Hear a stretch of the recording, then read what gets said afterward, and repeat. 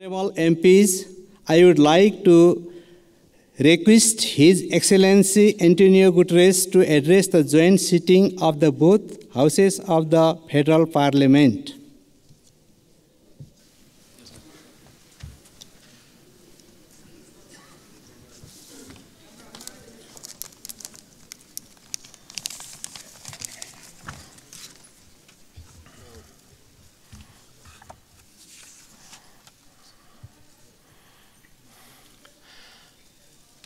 Your Excellencies, the two presidents of the two houses of the Nepalese Parliament, Excellencies, distinguished ministers, parliamentarians, and friends. Allow me, before I start, to express my deep gratitude for the wonderful hospitality that the government and the people of Nepal has provided to me during these 3 days. All the facilities that were put at my disposal have transformed this visit in an enormous success. I learned a lot, and I commit to use what I learned to support Nepal in your struggle against climate change and for development of your country. When I am here, I am twice at home. I'm at home because I am in Nepal, and I'm at home because I am in a parliament. And I was 18 years in my own parliament. So allow me to call you dear colleagues. It is an honor to be here with you today and a privilege to be back in beautiful Nepal. My first visit was in 1978. And every time I have visited, I have been astounded. And this trip has been no exception. What I've seen and experienced in the past few days will stay with me always. The sunlight hitting the Himalayas, the warmth of the people, the richness of your cultural diversity, and of course, the sanctity of Lumbini. I thank the government of Nepal for your invitation, your hospitality, and your welcome to me and to my delegation. Excellencies, we meet today amidst a world in turmoil. Decades of progress on poverty and hunger are being reversed in large parts of the world. Inflation is undermining household and national budgets. Families and countries alike face financial crises. Women are underrepresented and underpaid.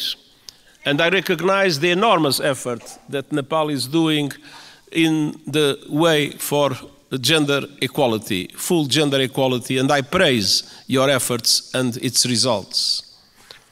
Violence and conflict abound. While the conflict in the Middle East is thousands of miles away, Nepalis were among the many victims of Hamas' brutal attacks in Israel.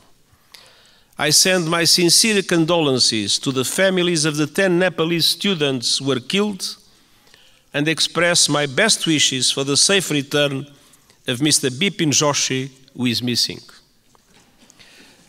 Distinguished parliamentarians, as geopolitical tensions rise, global divisions are becoming deeper and more dangerous.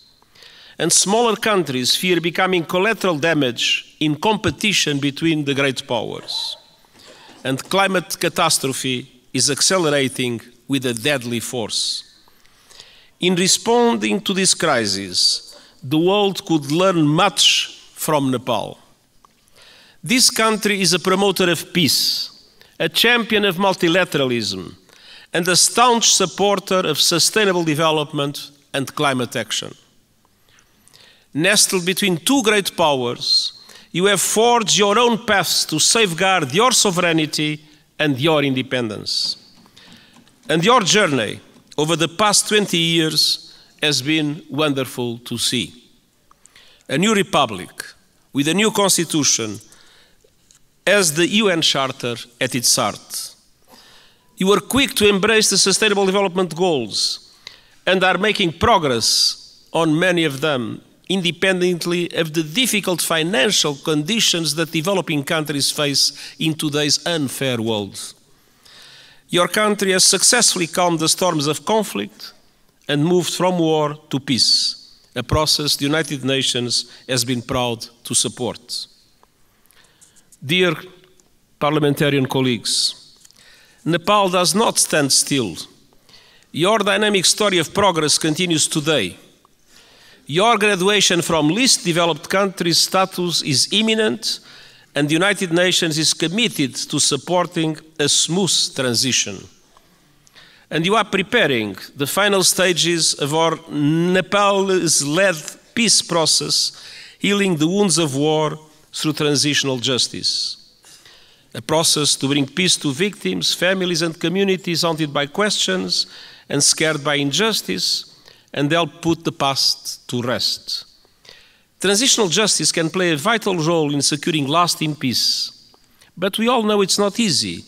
By nature, it's a delicate and complex process. We know that transitional justice has the greatest chance of success when it is inclusive, comprehensive, and has victims at its heart. When it centers on truth, reparation, and justice, when women participate fully, and when all victims of human rights violations can find meaningful redress. And I welcome efforts here in Nepal to drive progress and find solutions in this regard. And I want to tell you are not alone. The United Nations, respecting the Nepalese leadership of this process, stands ready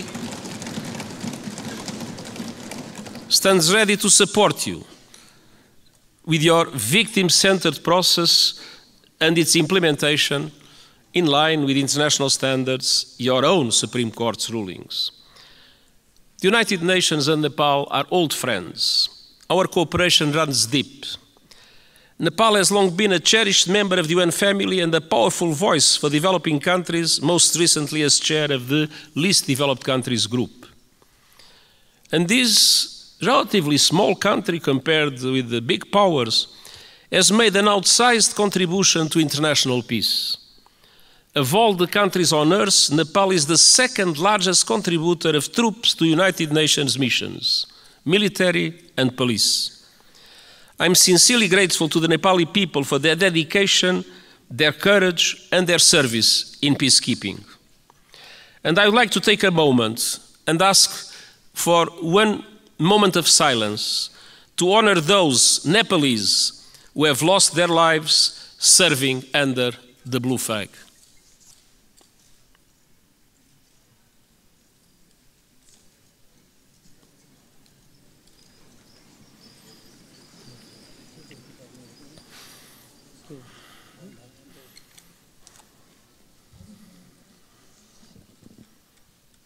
हामी मौन धारणको लागि 1 minute साथ दिनेछौँ।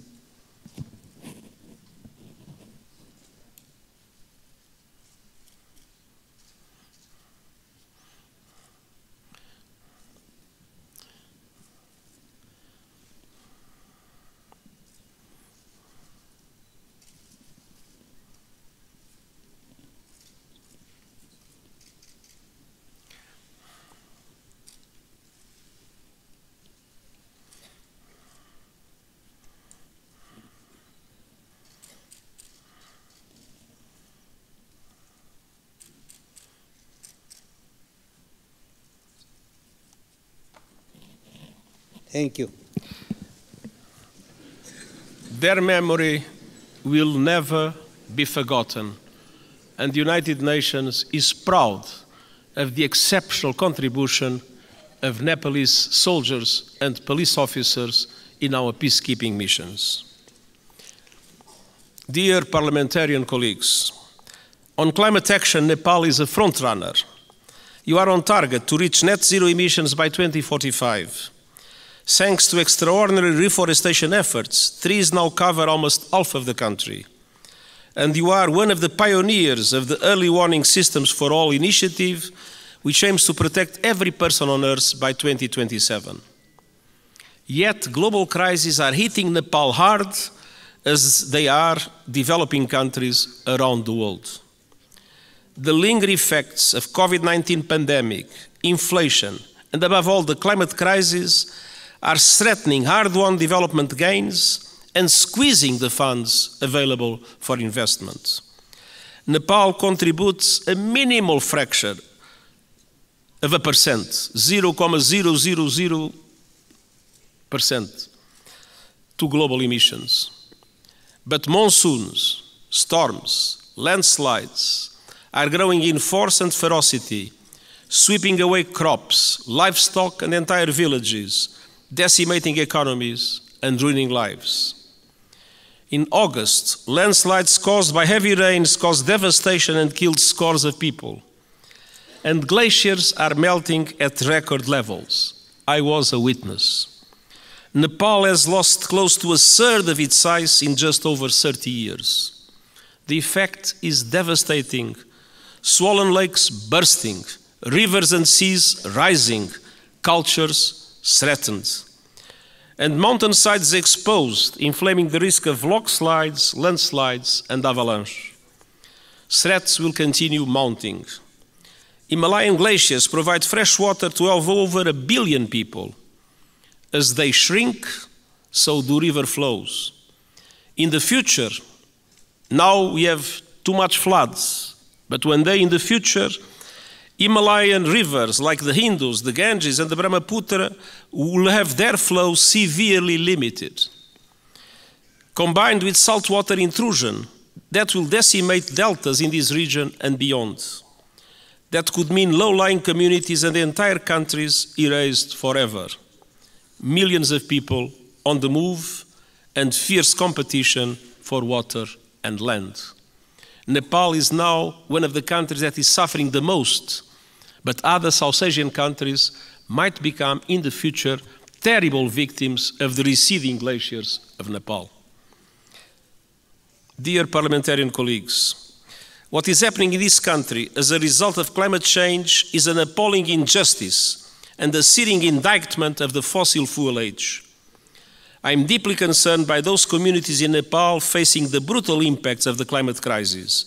The United Nations stands with them. The world must do the same. That was one of the reasons why I took profit of my visit to the Everest base camp to issue a video for the whole world showing the drama of receding glaciers and the impacts that will have in the future. Nepal and other developing countries need far greater international support to aid development, accelerate climate action, and weather the current global storms. I have proposed a Sustainable Development Goals stimulus that would release at least $500 billion a year in affordable long-term finance for sustainable development and climate action in developing countries like Nepal. Member States welcomed the proposal at the General Assembly last month and committed to advance it. I call on them to take action now to make these commitments a reality. Unfortunately, in our world, many times people announce commitments and then do not implement those commitments. These commitments about finance for developing countries and climate action must be implemented. I urge leaders to act on climate without delay, with the biggest emitters leading from the front. All countries must put the acceleration agenda I propose into effect to limit the rise in global temperature to 1.5 degrees Celsius. And they must make COP28 count with a strong outcome building on the so-called global stocktake. And we also need to deliver climate justice. Developed countries must honor the promise of $100 billion a year to support developing countries in climate, and double adaptation finance as a first step of devoting half of climate finance to adaptation. Investment in the resilience of communities, in the resilience of infrastructure is today a must, because climate change impacts are not a problem of the future, they are felt today by the populations, and it is today that developed countries must support countries like Nepal to do the necessary investments in that regard. the most vulnerable must be at the center of efforts to build climate resilience. And all parties must operationalize the landmark loss and damage fund at COP28 this year. There is loss and there is damage. You can see it in Nepal. There must be a compensation for it. The Nepalese people depend on it. For families that have lost their home to storms, for communities forced to abandon their villages by rising rivers, loss and damage is not a negotiating point or a bureaucratic abstraction, it is a lifeline. Dear parliamentarian colleagues, Nepal has long been a friend to the international system, and today their system is in dire need of refresh, revitalization and reform. The world is in a state of flux. It is moving towards multipolarity, and that is a good thing. A multipolar world provides new opportunities for leadership and balance on the global stage. But this new dynamic requires strong multilateral institutions to maintain peace. History shows us that. At the beginning of the 20th century, Europe was multipolar, but without strong multilateral institutions, it descended into war that engulfed the world. That is not a risk we can take. We need strong international reformed institutions that reflect the realities of today. But ours, like the Security Council or the Bretton Woods system, mirror the world in which they were founded almost 80 years ago. They correspond to 1945. They do not correspond to what is the world in 2023. That must change. Developing countries must have far greater representation in international institutions. I have called for reform of the outdated United Nations Security Council, and I have proposed measures to reform the global financial architecture so that it better represents developing countries and responds to their needs. And these proposals are gaining traction at this year's United Nations General Assembly and beyond. But of course, there is always the resistance of those that benefit from the present unfair systems. The United Nations Summit of the Future next year is an important chance to push further progress, and I count on Nepal's support to help make the change we need a reality. Dear parliamentarian colleagues, multilateralism must both reflect the world and respond to it. That means creating the institutions and tools we need to address new threats and to seize new opportunities. Today, technology is an example of both. It can solve problems and spur development, or it can entrench divisions and inflame inequality. Today, it's doing too little of the former and too much of the latter. We need a global response to the technologies that are changing the world at astonishing speed, to harness them for the good of humanity. And all countries must have a say, not only the most rich countries in the world that have more resources to develop those new technologies. My high-level board on artificial intelligence includes experts from G77 countries, the Global South. It will report this year, so member states can consider global governance options for artificial intelligence. And it must also bring the benefits of technology to all and ensure that a new technological era, no one is left behind. This is the purpose of the Global Digital Compact the United Nations is proposing. It aims to bring together governments and industry to ensure that technology works for all and accelerate the Sustainable Development Goals. And I hope the Summit of the Future will be an excellent chance to push progress. As a steadfast champion of multilateralism, peace, and developing countries' interests, Nepal will be a vital ally at the summit. Dear parliamentary colleagues, it has been my great pleasure to visit this extraordinary country over the past few days. What I've seen confirms a simple truth. Nepal is a friend of the world, so the world must be a better friend to Nepal.